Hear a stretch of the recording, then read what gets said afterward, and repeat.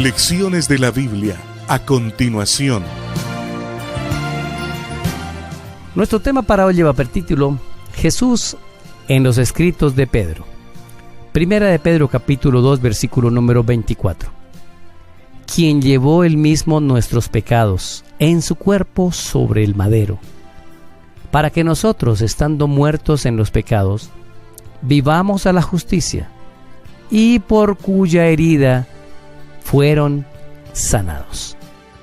La persona central de la Biblia, y por supuesto, el personaje central de las epístolas de Pedro, es Jesús. Ningún ser humano debería abordar la lectura de la Biblia sin querer encontrar a Jesús. ¿Por qué? Porque esa es la razón de ser. Uno no lee la Biblia y se puede volver experto, medio experto, en explicar textos, en hacer conexiones, en entenderla y hacerla entender a otros para que vean qué sabiondo soy, qué inteligencia la que tengo. Ese no es el objetivo principal de abordar la lectura de la Biblia. Es para que nos pase como a Pedro, para que encontremos a Cristo en él. Miren lo que sucedió en su vida. Pedro es un ser humano muy distinto antes de encontrarse con Jesús. El impetuoso, el arrogante, el que primero hablaba y luego pensaba, y el que finalmente llegó a negar a Jesús y a un intento de asesinato en el Getsemaní, encontró a Jesús. Y ahora es un Pedro diferente. Es un Pedro diametralmente opuesto. Un Pedro amoroso, compasivo, que ve ahora a las personas como las ovejas a las cuales Dios vino a rescatar.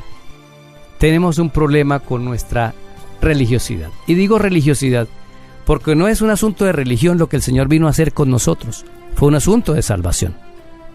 Y no vino a parcelar la gente por iglesias. Vino a salvarnos a todos. Y por supuesto que nos encargó que predicáramos su palabra, la doctrina, la verdad. Pero el punto central es la salvación.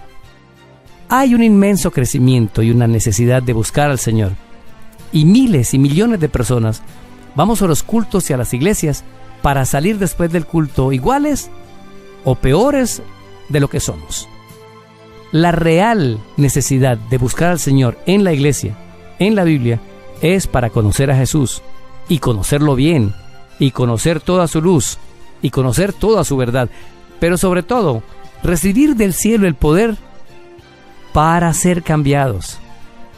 Pedro no se parecía en nada al nuevo Pedro cuando estuvo aquella noche y la criada le dijo: mire, usted no puede negar que estaba con Jesús, habla igualito a él.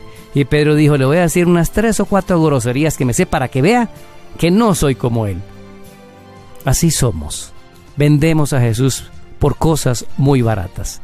Pero el desafío de Pedro es encontrarlo a él en las Escrituras, en su propia epístola, para llegar a ser como él. ¿Te imaginas que hiciéramos cada día el esfuerzo de buscar la Biblia y de orar solo por parecernos a Jesús?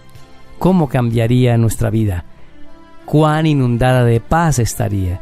¿Cómo cambiaríamos el mundo?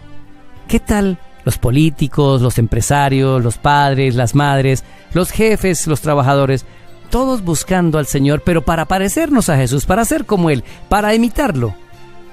El mundo cambiaría radicalmente.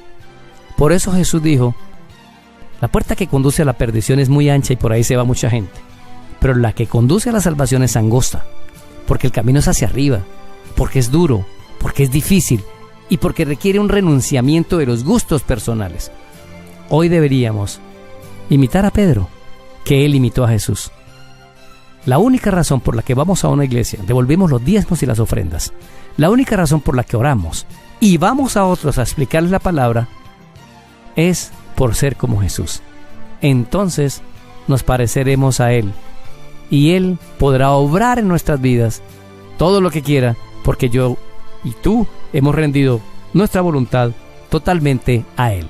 Soy Daniel Herrera y deseo para todos un día lleno de bendiciones.